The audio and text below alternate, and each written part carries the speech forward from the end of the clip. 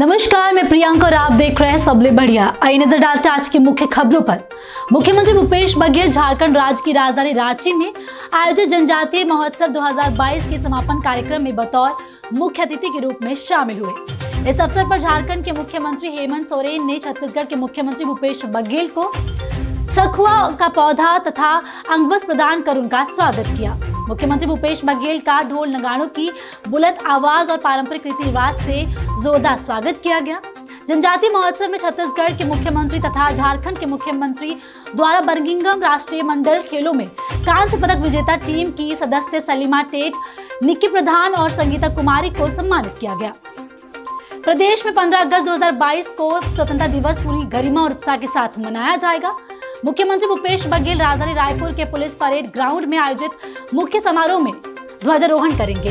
इसके साथ ही स्वतंत्रता दिवस के अवसर पर विधानसभा अध्यक्ष डॉक्टर चरणदास महंत गोरेला पेंड्रा मरवाही जिला मुख्यालय में आयोजित मुख्य समारोह में ध्वजारोहण करेंगे। अन्य जिला मुख्यालय में मंत्रीगण और संसदीय सचिव राष्ट्रीय ध्वज फहराएंगे और मुख्यमंत्री का प्रदेश की जनता के नाम संदेश का वाचन करेंगे।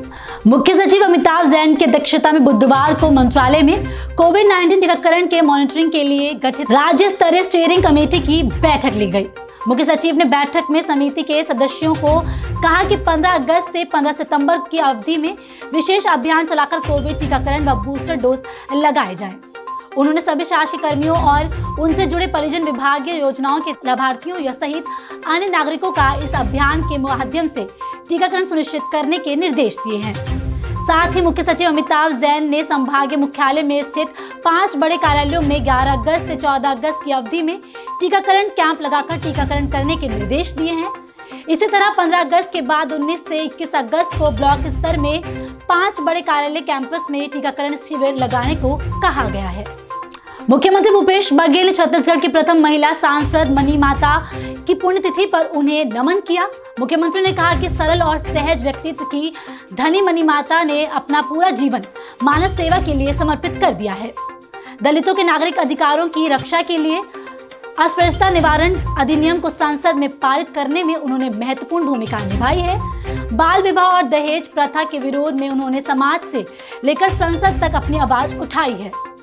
भिलाई इस्पात संयंत्र में स्थानीय निवासियों को रोजगार और औद्योगिक प्रशिक्षण के अवसर उपलब्ध कराने की दिशा में भी उन्होंने उल्लेखनीय कार्य किया है।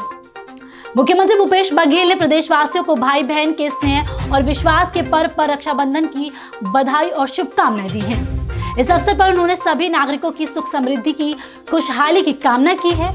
मुख्यमंत्री ने कहा कि रक्षाबंधन स्नेह और विश्वास के अटूट रिश्तों का त्योहार है। ये त्योहार महिलाओं की सुरक्षा, सम्मान, असीमता के प्रति हम सभी को जागरूक और प्रतिबद्ध करता है। अभी के लिए इतना ही। जल्द लौटते हैं दूसरी खबरों के साथ। तब तक बने रहें सबले बढ़िया के साथ।